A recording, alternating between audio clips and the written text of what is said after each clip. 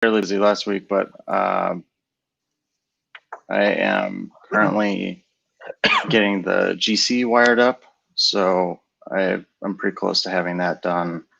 There'll probably be some kinks in that because it has some impacts on how types are represented. In order to track live values across GC state points, pointers have to live in a different address space than just like raw plain pointers. And so as a result, it creates an extra layer of types that can be present. But that part is not super impactful since it doesn't make any changes to which types we generate, just how they're lowered. So I'm anticipating either there will be a few places where I'll have to make some changes there, or it might actually just work because there's not a whole lot of complexity there. It's just I'm uncertain whether or not there will be places where like we think we need to lower to a raw pointer in one place, but something else is expecting a pointer in a different address space. In LLVM, pointers in different address spaces can't be, compared or used together. You have to cast between address spaces. But the bulk of that work is just in wiring up the things I already built. So I already had all the stack map infrastructure in place, and also have the bulk of the changes for the GC itself implemented. So at this stage, I've got all that put together, and I'm just making the changes to the compiler since the last time I worked on it to get it up to date, that set of patches, and actually start testing it. But with that in place, we should be able to start doing more real programs, because right now one of the main obstacles is you have a fixed amount of memory to work with, basically. So other than that, nothing particularly new. I had to push some fixes to the README getting started guide because there were some typos there. But other than that, not much.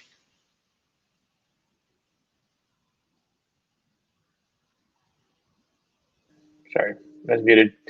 Great, thank you. Go to Lars next. He's on my order here. On your hit list. No, on my screen. Everyone's kind of like in the, you're next to Paul on the little squares. Yeah.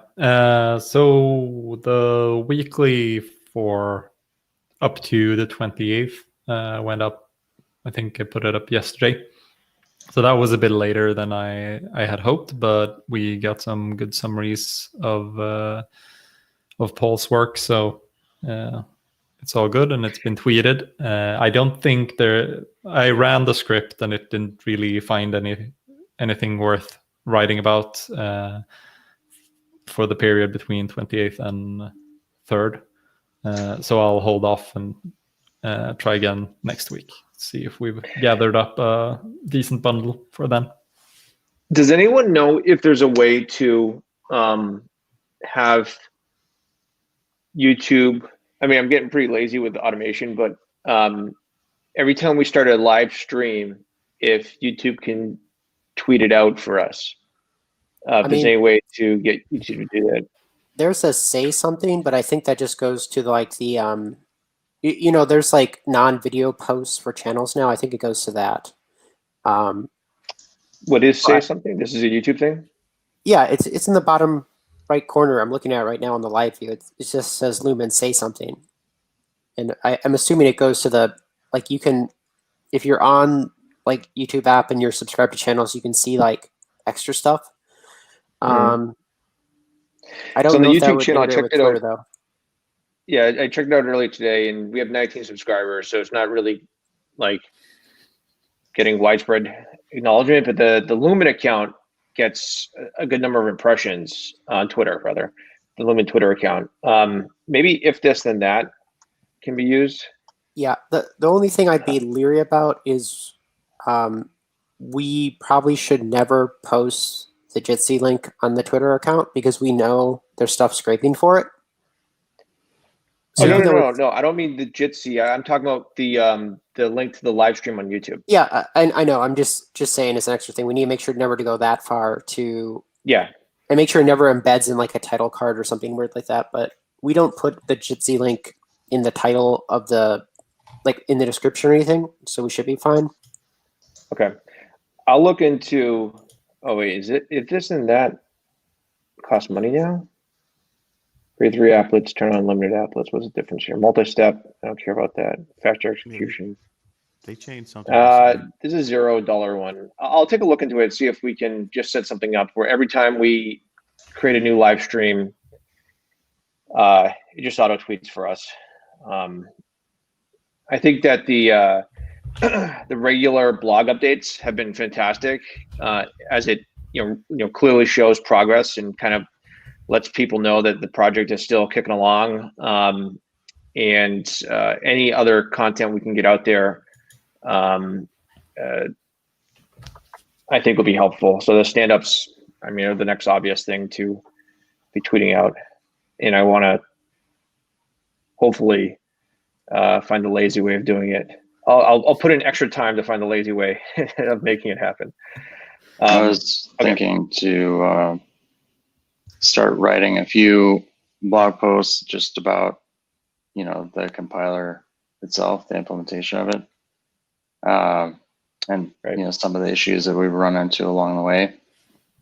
Since that might, it's kind of helpful just for my own use. I found to have that documented a little bit more thoroughly, and then it's a way for people that are kind of interested to stay in tune with the project. Just another sort of reminder now and then that, okay, it's happening.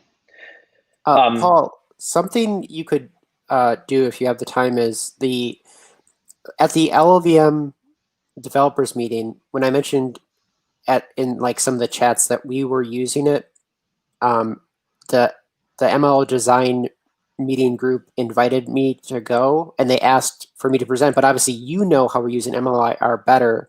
So if you presented there, potentially someone would be like, hey, that thing you're doing, you can do this, or oh, you're doing that, we're also doing that. So we might get more, we'll either get more people trying to do WASM or MLIR stuff with functional languages, and they might just point out a part of the ecosystem we don't know about. If you talk about what you are doing. I do talk to them periodically on the discussion board. I can reach out to one of the 2 people that I've talked to most frequently and get a sense of, if they wanted us to present, what they would want us to present about. MLIR at this point is not particularly large, broad ecosystem. But if you're talking specifically about some of the stuff that Brian brought up this week with, doing machine learning type tasks, we could definitely reach out and get a sense of what it would take to integrate a normal compiled program with some parts that are, implemented on a GPU or something, and see if there's some tips there. I've been kind of paying attention to IRE, which is a Google project built on MLIR that is basically explicitly that. It's meant for, compiling a variety of different programs, but they're all focused more on machine learning. And they've got infrastructure for, compiling things that run on a GPU already, as well as the CPU. Or they for sure have CPU support. I think they recently got GPU support implemented, but I'm not sure where that sits right now. But I was planning to revisit that project when, we start digging into that aspect of things a little bit more. since that would make for a good reference anyways. I've also been using those projects just as a general guideline and making sure that I'm not, doing anything the wonky, weird way. But I think we're all still kind of figuring things out. So, there's things that I started doing because those projects were doing it. And then I realized that it was kind of taking a lot more work to do it that way than otherwise. And then later discovered that they found the same thing, but they had too much momentum, so that they weren't able to change things until some stuff made it into MLIR itself. And then I went back and rewrote those parts. So still early days for that project, but yeah, it's a good idea. I can reach out to them and see if they have any recommendations.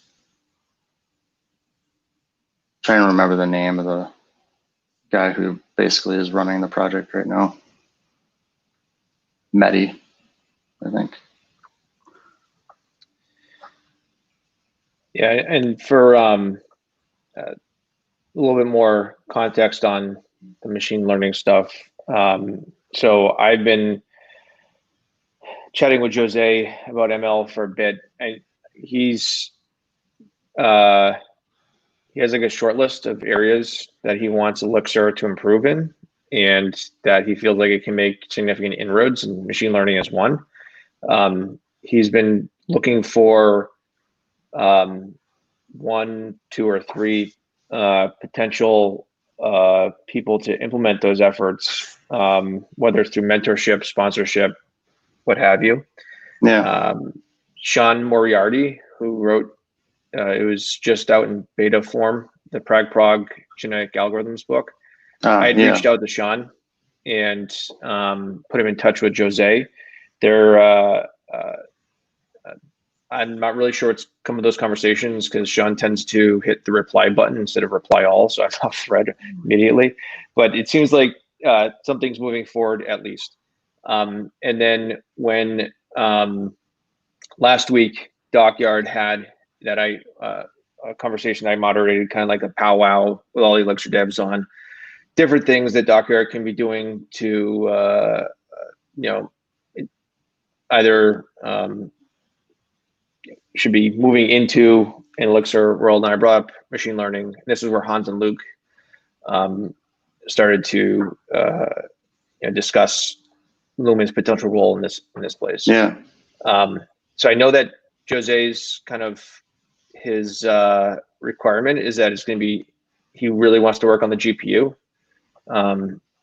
So whatever Elixir's implementation is going to be, whether Elixir is primarily responsible for preparing the data for training and then passing it off to some other like implementation outside of Elixir, or if Elixir has more of a built-in implementation, if Lumen can support that.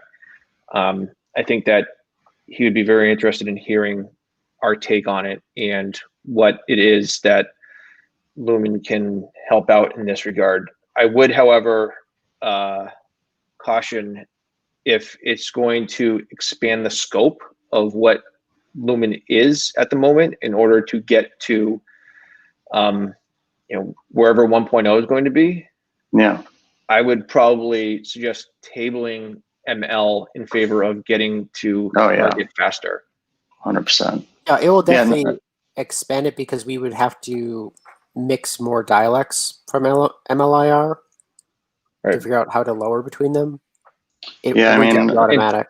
I don't think it's a particular problem to integrate some of those extra dialects. I think it really, for us, choosing how to lower things in efficient ways to enable ML, or at least, make it much more performant to do things that can be optimized well by the various different compiler techniques that LLVM and MLIR use,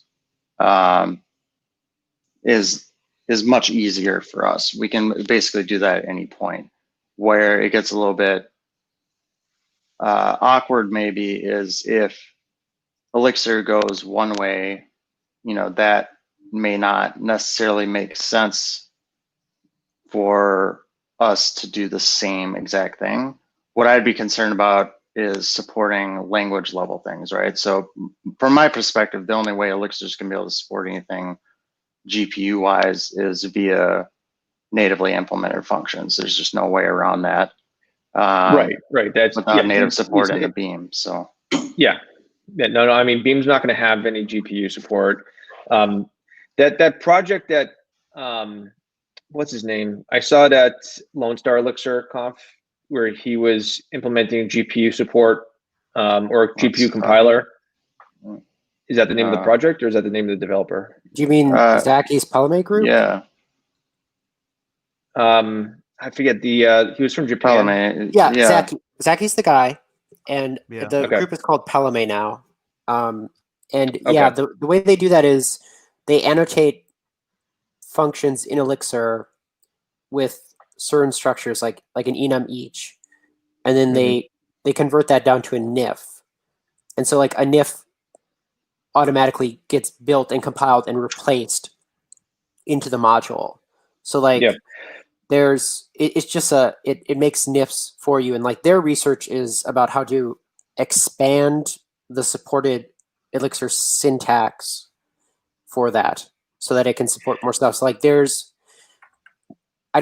and then like one of the guys also in the group presented of instead of just compiling it to fast CPU code like SIMD, it would customize it to an FPGA.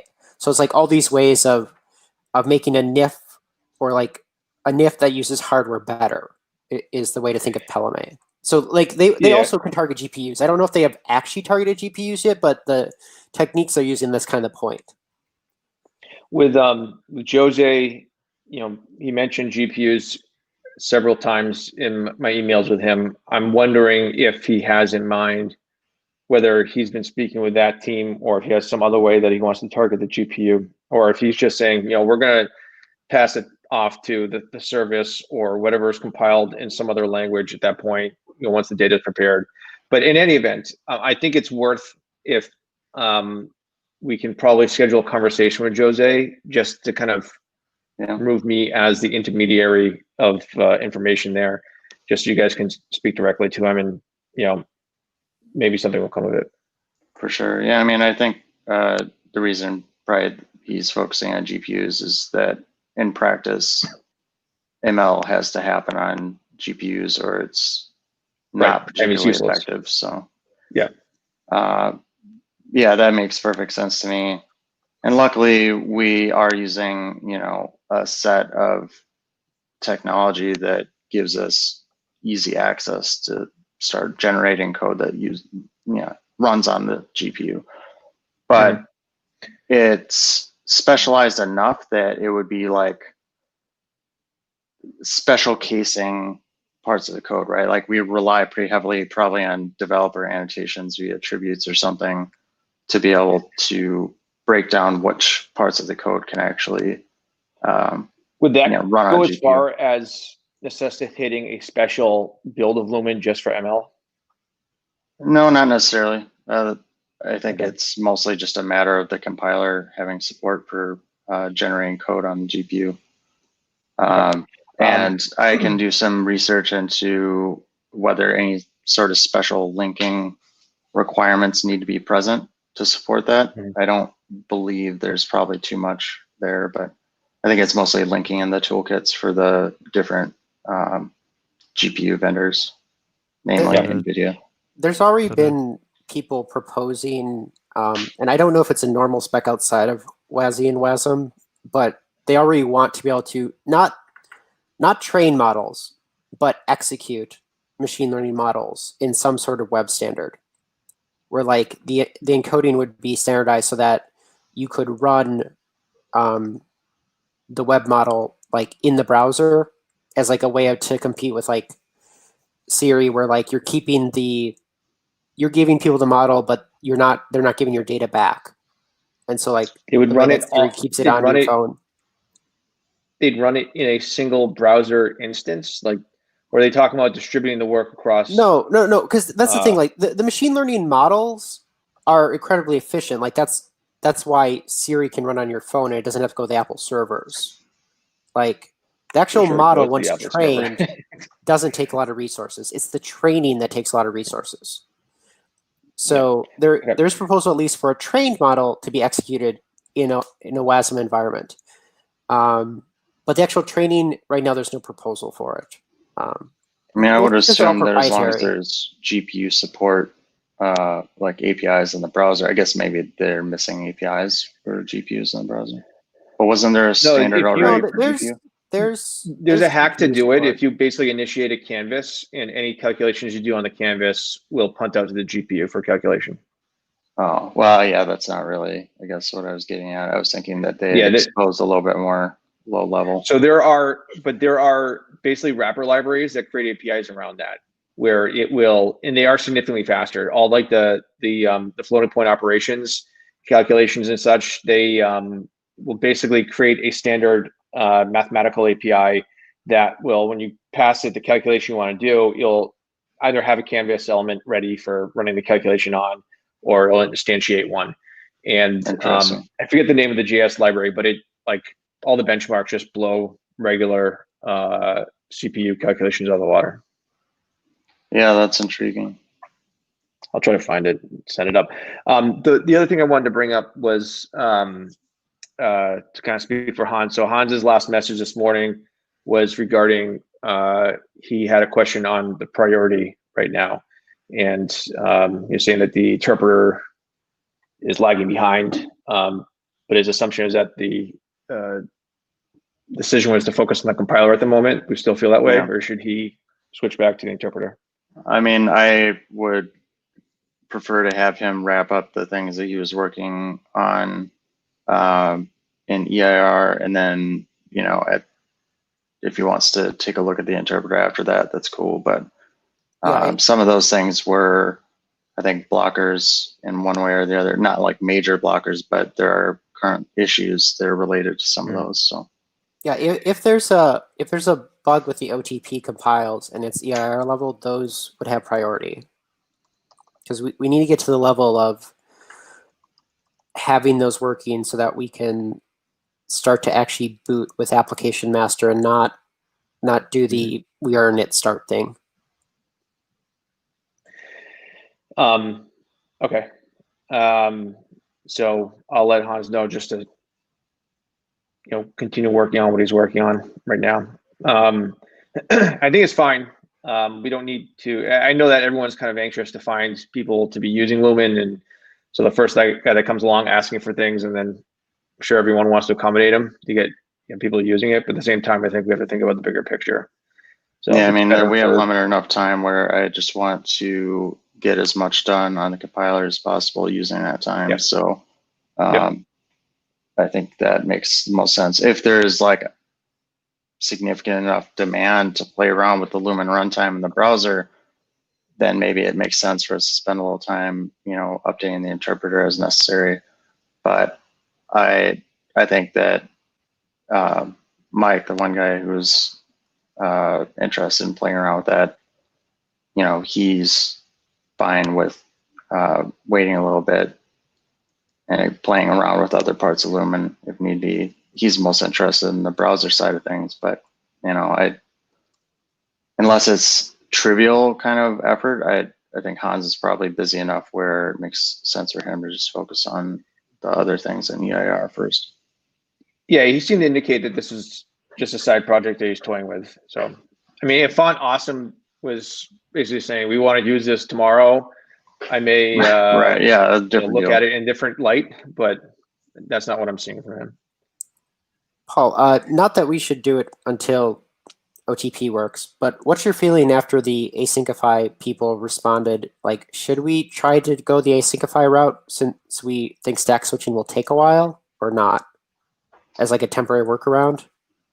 Yeah, I'm still mulling that over. You know, as I wrote back in that issue, there's significant problems with that approach. But, you know, if it seems like it's going to be a long time coming for any improvements that we would need, then we might just have to give that a shot and see how it plays out. You know, one thing that concerns me about just kind of giving up and going that way is if there's not already like an intent to shift some feature, it sort of removes a little bit of that motivation. It's like, oh, well, you were able to work around it, even though, we won't necessarily have that implementation finished, or, maybe we find that it's super slow, which is what I'm guessing is going to be the case. And, then that interest is not being pushed forward a little bit. I would say, I just want to get a little bit more knowledge on this within the spec working group itself. Like, what is the blocker there on this feature? Are the vendors pushing back on it? Is it just complex to implement? No, it's kind of there's like this interest milestone they're in meant to achieve. There's interest in this, specifically in some kind of stack switching, first class stack primitive, and there's different ways of referring to the concept here. But essentially, why it's important for us is that is the foundation upon which we would be building context switching and green threading. Right. And I think there's different motivations for wanting that feature from the different people that are sort of interested parties. There's a significant number of those on the subgroup who are there just to kind of observe. I think as far as complexity goes, it's not like significantly complex features. It's not something where they're just balking at the idea in the first place. I think it's largely a matter of, what does it look like? What problems are we solving with this, and who's going to do it? And I think we largely have the what is it going to look like thing kind of mapped out, but I think there's still some question as to which problem we're solving across the board with the feature, and that sort of drives some of the details of the implementation. And then I'm not certain which vendor is going to undertake that work first or at all. I think right now it's Google, because they want it for async and await. So if async and await doesn't get in separately, right, but gets in as effect handlers, and assuming they don't like half-ass the implementation, so it only works for async and await and it really works generically, I think we'll get it in Chrome because they want async await for their own stuff. Like, yeah, I'm pretty sure Google itself wants it for the things that they're WASMify, and like Google Earth has a WASM implementation now, and so like if they could async await more Google things, Google websites will continue to look faster and faster than everyone else's website.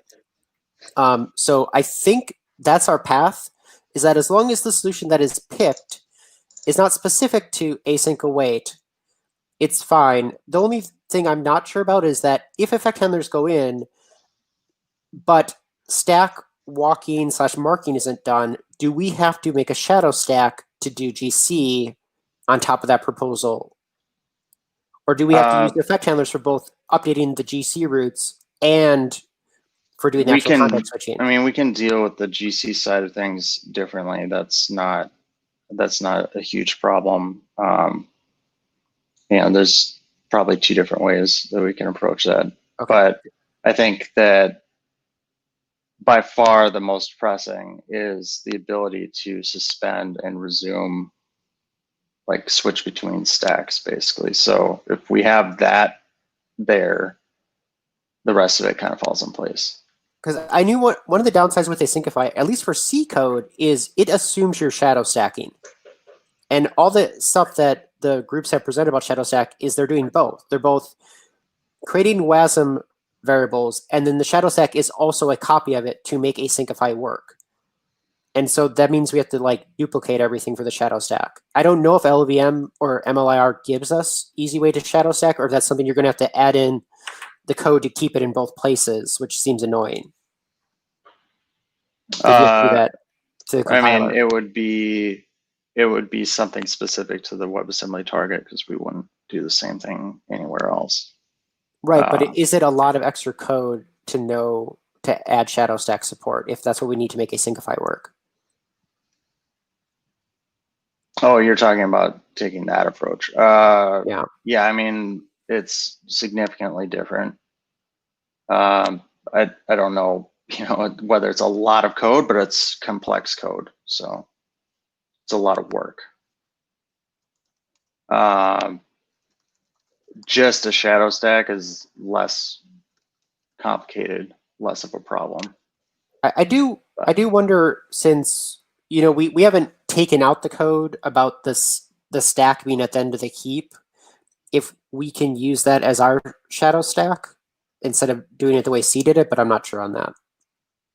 Yeah, I think probably the reason, I mean, that could work. Yeah, we have control over how we choose to implement a shadow stack. So, Because and really the only thing that needs to go on the shadow stack are things that are values that we actually need to suspend.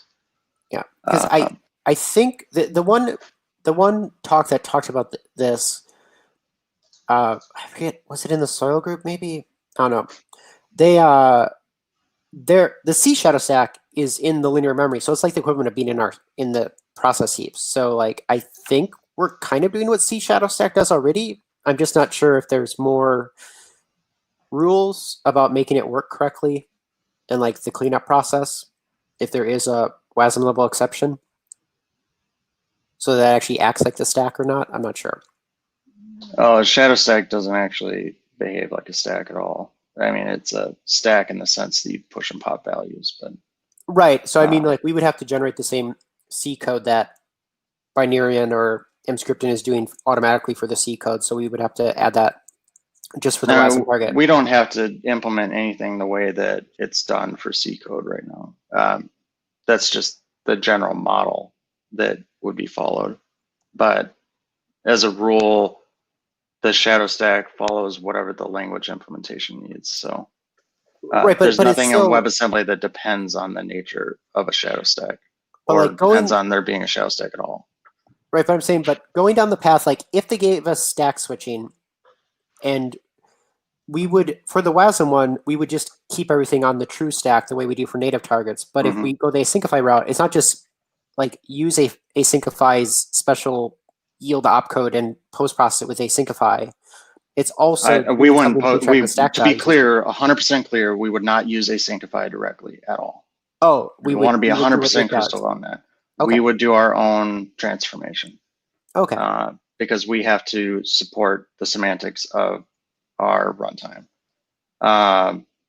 And we're smarter about where we do that transformation. One of the reasons why asyncify makes less sense for,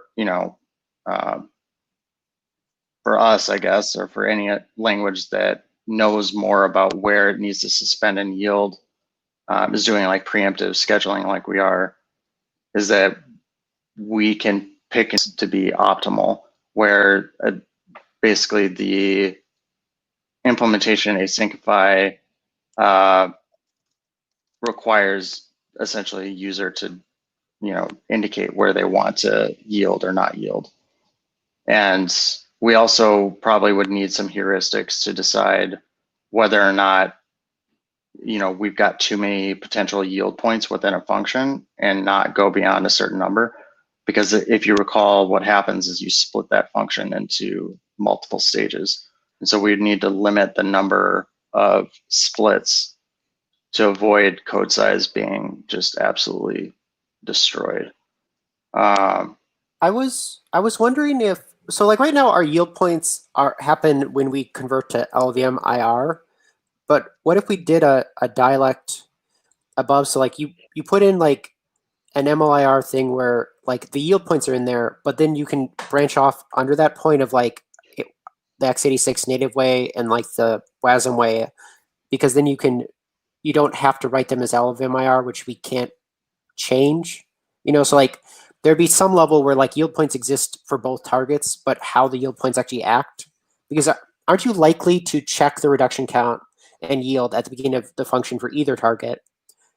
But how you check the reduction count and how you yield will be different. So like having a different dialect or more operations the dialect that like yield point is a thing that our EIR or the level below that, like a Lumen specific MLIR dialect has for the yield points, and it's not lower to LVMIR, so that you can, how the yielding happens can be another pass, a transformation based on the target.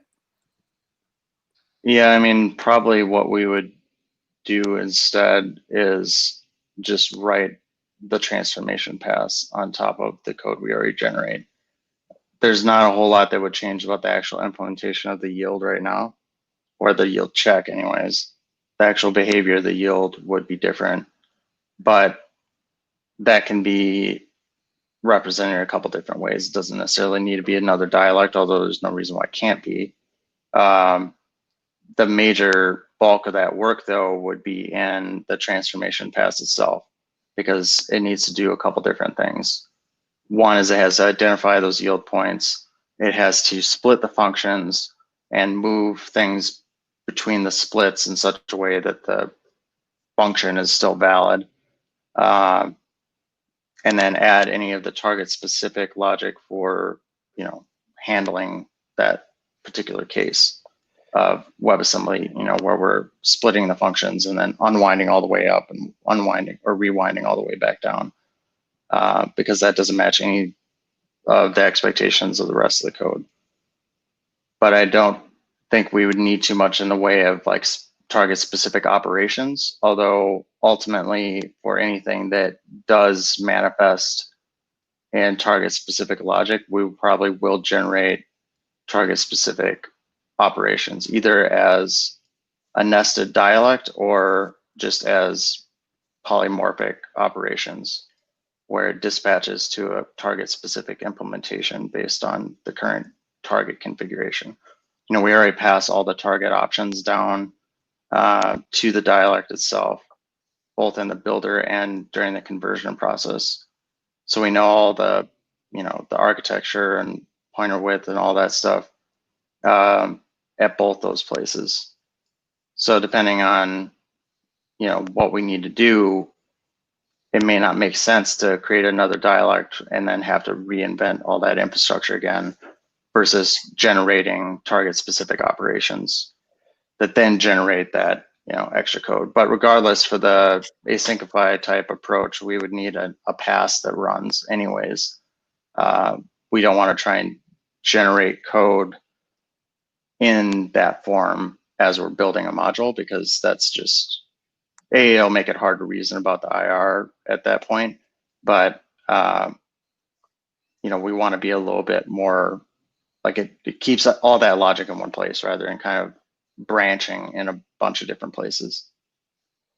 But you kind of have the general right idea that, we need to encapsulate that target specific stuff somehow. But I think without having a good idea of specifically which changes are going to need to happen, which of those two approaches we end up taking is kind of up in the air. But I am not certain that it's going to make a ton of sense for us to pursue the asynchified transformation unless it's going to be,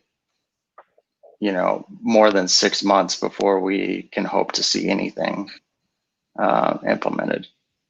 So one of the other things we could try is the WASM-K,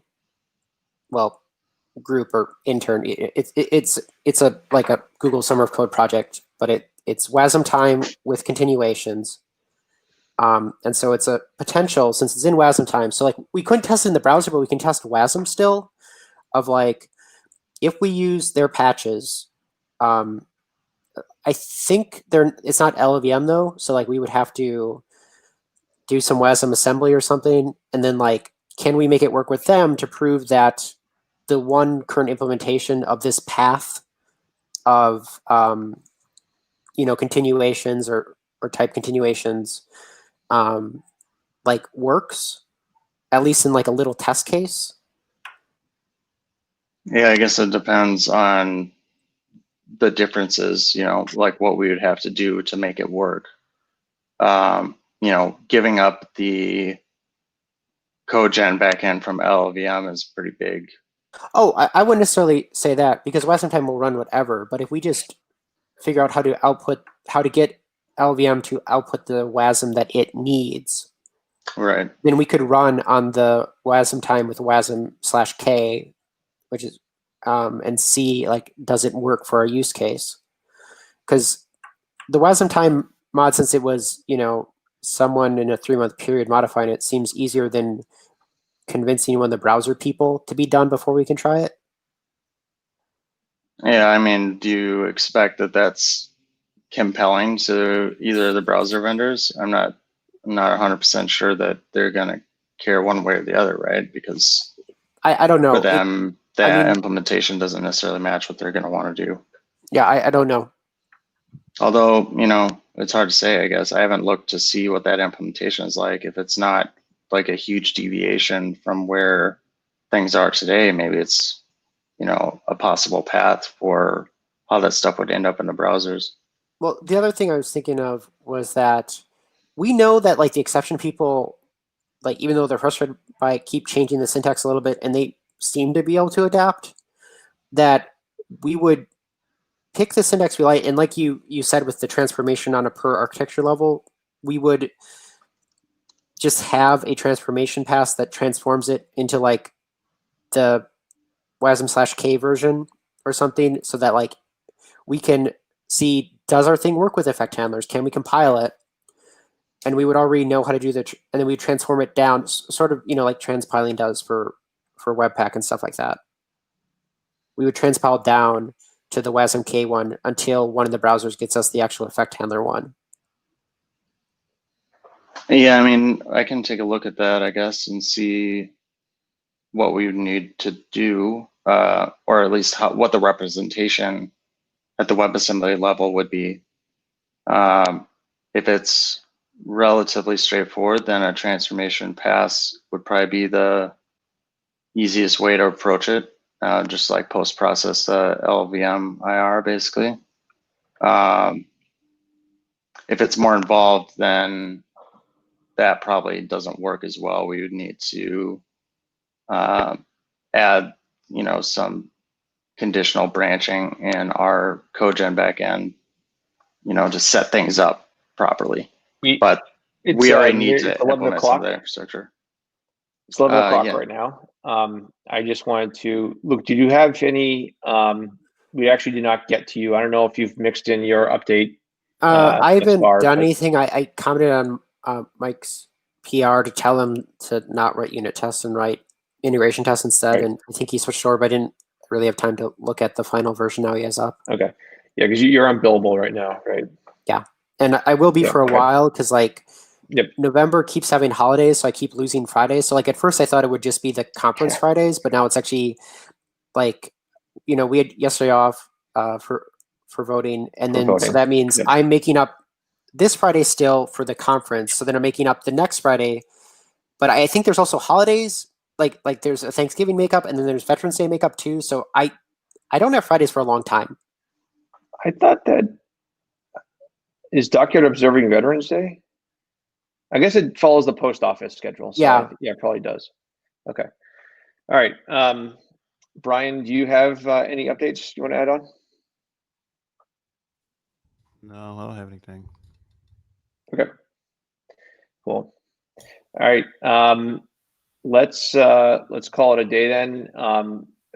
Luke and Paul, if you guys want to continue, feel free to. But I have to jump off into other things. Sure, sounds good. I'll talk to you later. Yeah, thank you. Peace out. Take care. So about some of that transformation work, if you have some links to some of those things, you want to send them my way? Yeah, I can take a look. I'll look at they're probably posted one of the meeting notes, but I have to remember which.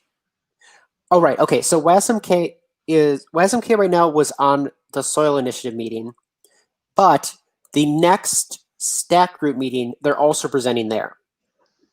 Okay. Yeah. I was just looking to see, I guess I missed the meeting this Monday. I really got to ping Francis because I never. He hasn't sent you the invite? He hasn't sent me the invite yet, which is super annoying. Okay. Yeah, it is. WASM-K delimited continuations. The limited continuations. Yeah, so it's kind of the type continuations proposal a little bit, and like it already works in WASM time, which is interesting. Yeah. Okay. Yeah, delimited continuations would work for us, I believe. I remember when he was talking about it with Sora, I was like, oh, this ticks most of our boxes, but since they were doing a C implementation, it requires shadow stack to work. Oh. And so I'm like, oh, that means we're going to have to shadow stack to make it work. Oh, well, I mean, that kind of makes sense because without the primitives in WebAssembly to create and use a stack, naturally you'd need a shadow stack. Yeah. But yeah, I guess that would make a good argument for implementing that stuff because then it opens up things like this. Did they actually extend the WebAssembly spec for this, or is this an implementation on top of what's in WebAssembly today? There's new syntax, and like they write it in Okay. spec form because it has a formalism in it. Like, Yeah, he so they showed must it. have extended the spec, and it's Yeah. something they're pushing for. Okay, that's cool. Yeah, if the implementation, I'll take a look at that. If the implementation looks good, then we might want to get behind them on that, and push for, you know, the stack primitives needed to make that really work well.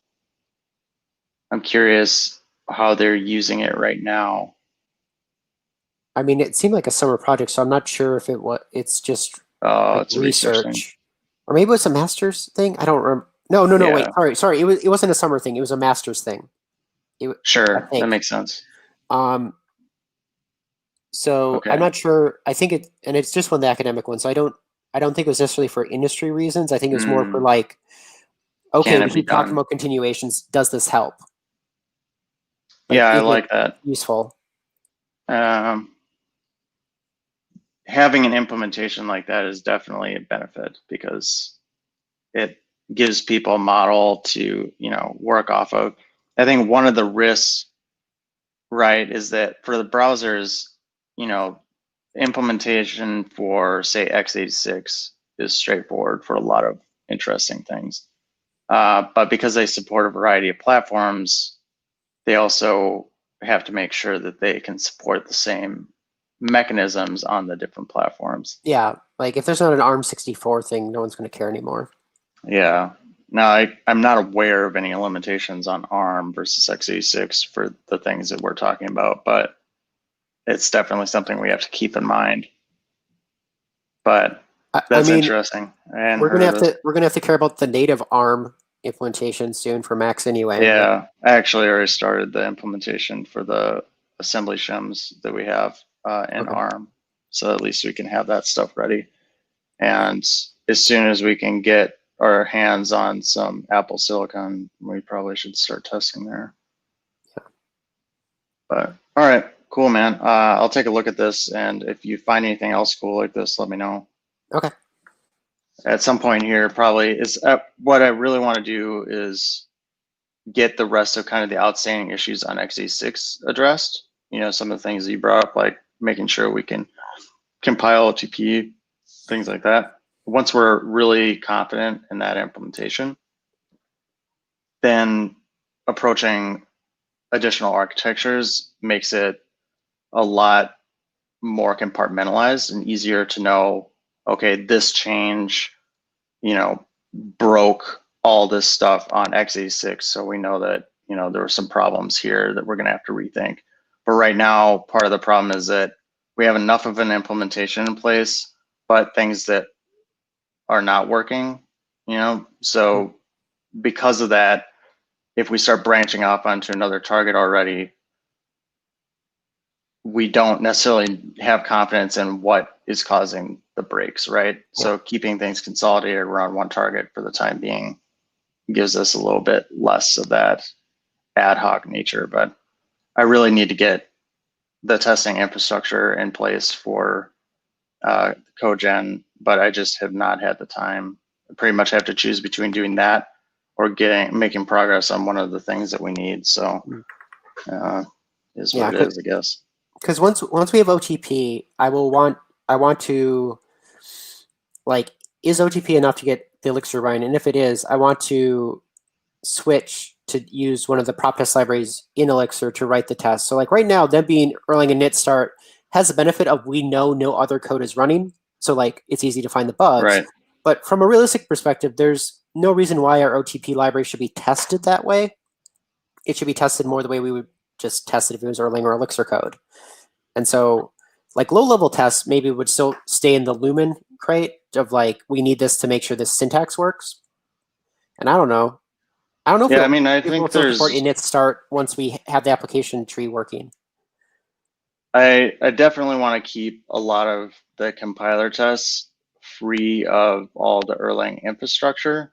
You know, the need to start up the application tree just to test, you know, a simple piece of behavior is not great. Where it is worth it is for, generative tests where we want to test that all valid inputs, you know, pass accordingly.